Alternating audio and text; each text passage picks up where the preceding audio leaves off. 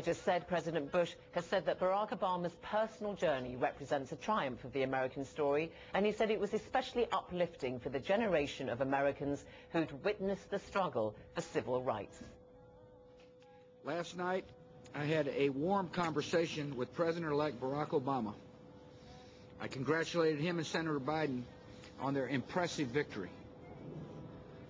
I told the President-elect he can count on complete cooperation from my administration as he makes the transition to the White House.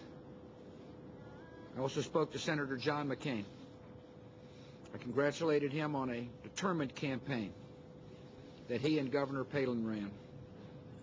The American people will always be grateful for the lifetime of service John McCain has devoted to this nation. And I know he'll continue to make tremendous contributions to our country. President Bush at the White House earlier today. When President-elect Obama gets to the White House, he'll of course face many challenges at home and abroad. On foreign policy, he's already indicated that he wants his European allies in NATO to send more troops to Afghanistan to fight the Taliban.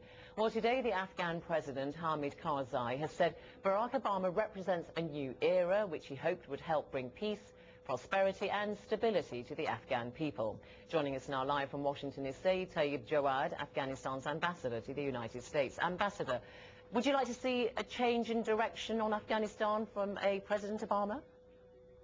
We are very satisfied with the clear position that Mr. Obama has on the issue of the significance of Afghanistan as the original and real front of the war, and on his position to deal with the sanctuaries across the border from Afghanistan and the need to further build the security forces of Afghanistan. We are looking forward to work with him to implement these changes.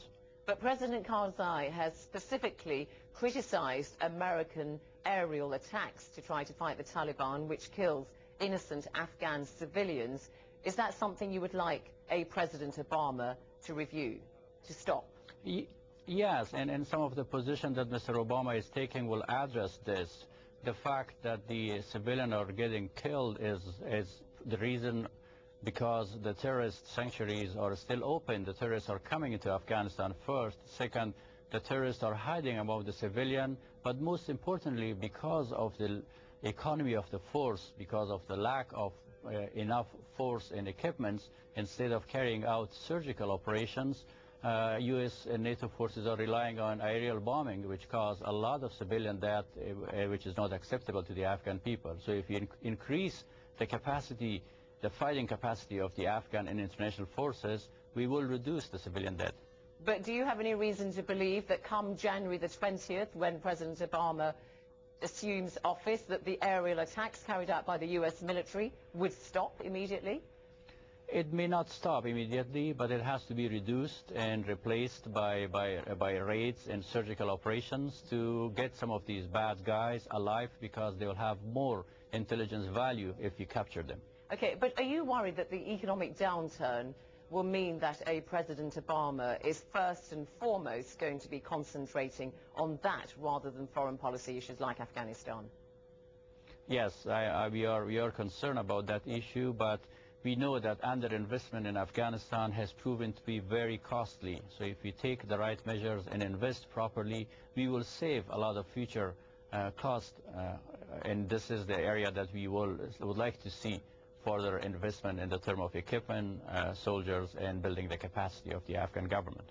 Okay, policy aside, there's a lot being made of the symbolism of a person, a man of colour, assuming the highest elected office, most powerful elected office in the world.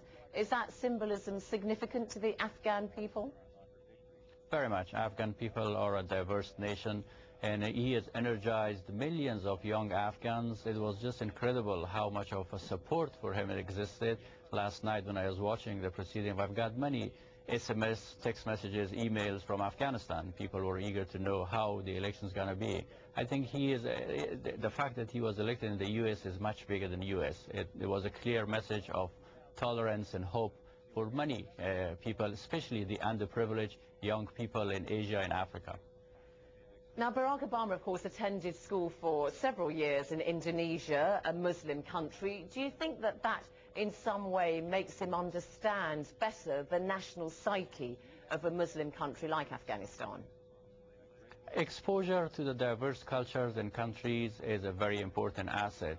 It may not have a direct impact on what's going on in the world right now, but definitely want to enable them to understand the culture and the diversity of the world much better. Okay, so when you get the opportunity to talk with the kind of people who are going to be assuming power briefly in an Obama administration, what's the key thing you're going to be telling them? The contacts are already underway. Fortunately, he has a very significant and very qualified number of young advisors on the foreign policy issue, working with him and others. We will ask him to focus on Afghanistan and Pakistan.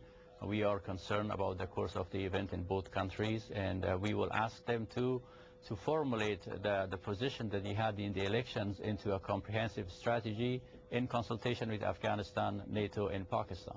Okay, Sayyid Jawad, Afghan's ambassador in Washington, thank you very much.